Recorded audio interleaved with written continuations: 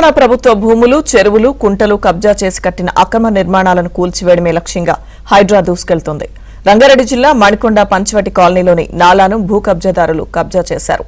Manikonda commissioner Pradeep ఆదేశాల మేరకు town planning అధికారులు రంగంలోకి దిగారు. భారీ పోలీసు బందోబస్తు నడుమ నాలాలో వేసిన మట్టిని తీసివేశారు అధికారులు.